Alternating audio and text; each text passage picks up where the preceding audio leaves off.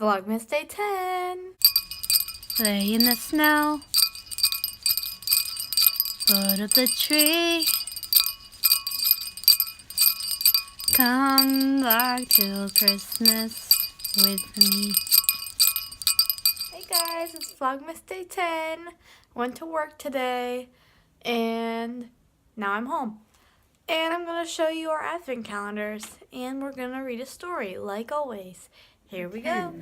Alright, looking for 10. Found it.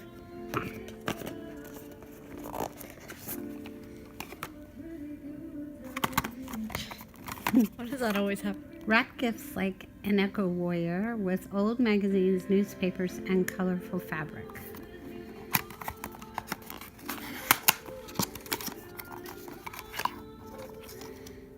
Pink grapefruit. What is it? Gel lotion. Guys, look, I'm under the Christmas tree. There's some ornaments. How pretty. I love doing this. So fun. Look how gorgeous it is under here. Jeez. I got a little. So pretty. Love all these lights. Alright guys, 10 open number 10.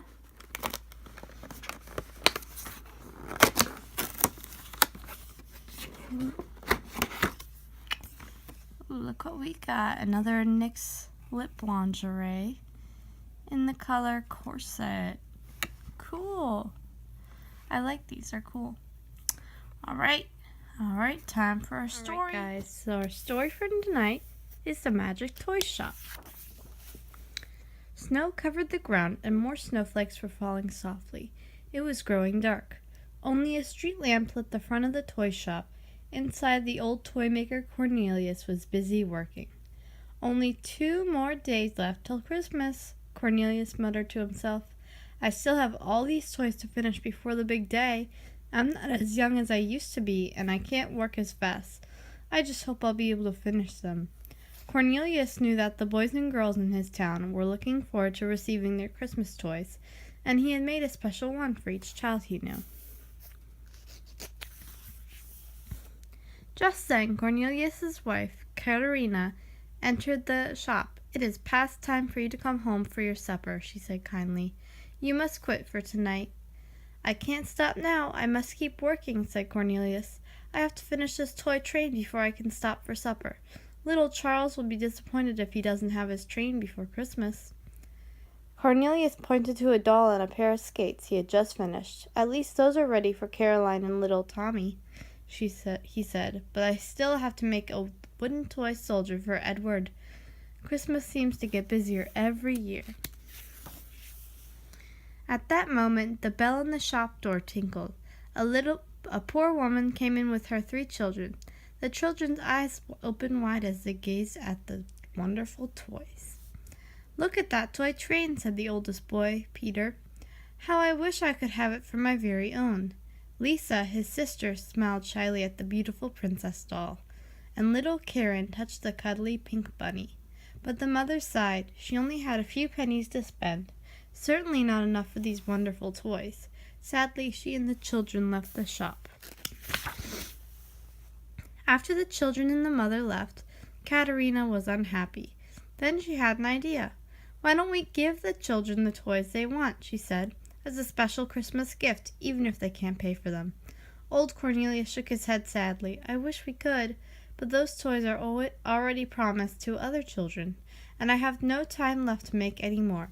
So Cornelius carefully put all his tools away, and then he and Katerina closed the shop and went out into the snowy night.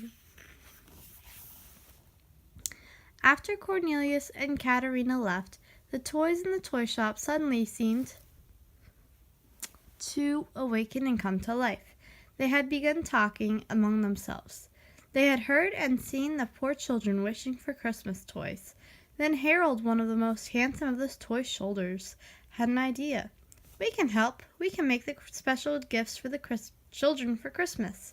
Oh, yes, cried Brown Bear. I'll make the softest, most cuddly pink rabbit ever for little Karen. And we'll get started right now on the toy train for Peter, said Hans and William, two strong and clever toy soldiers.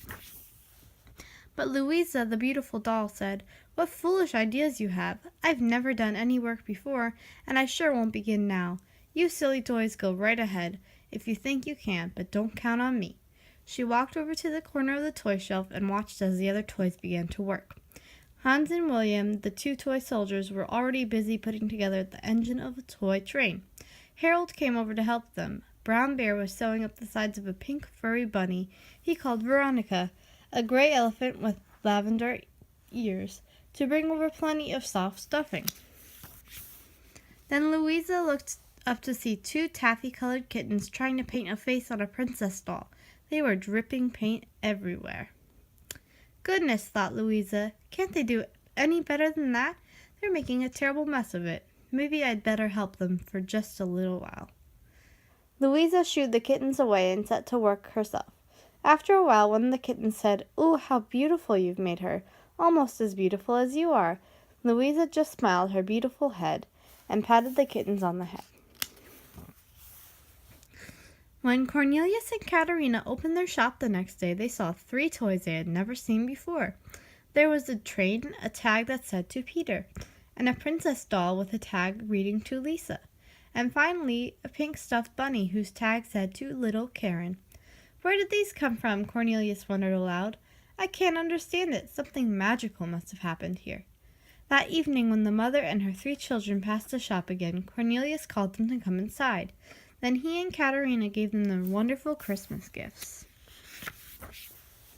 Cornelius and Katerina did not come to their shop the next day because it was Christmas. They stayed home to eat their special Christmas dinner. They were happy because they knew that all the children in town were playing with their new Christmas toys.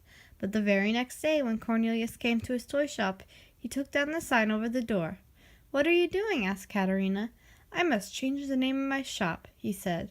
"I will make a new sign. From now on, my shop will not be called the Toy Shop." "What will we call it then?" asked Katerina. "Because of the magical thing that happened this Christmas," said Cornelius. "From now on, my shop will be called the Magic Toy Shop." All right, that's our story, guys. Tomorrow we have one of my favorites, The Littlest Angel. And it's a story about baby Jesus and an angel. And it's really cute. So we'll read about it tomorrow. All right, guys, good night.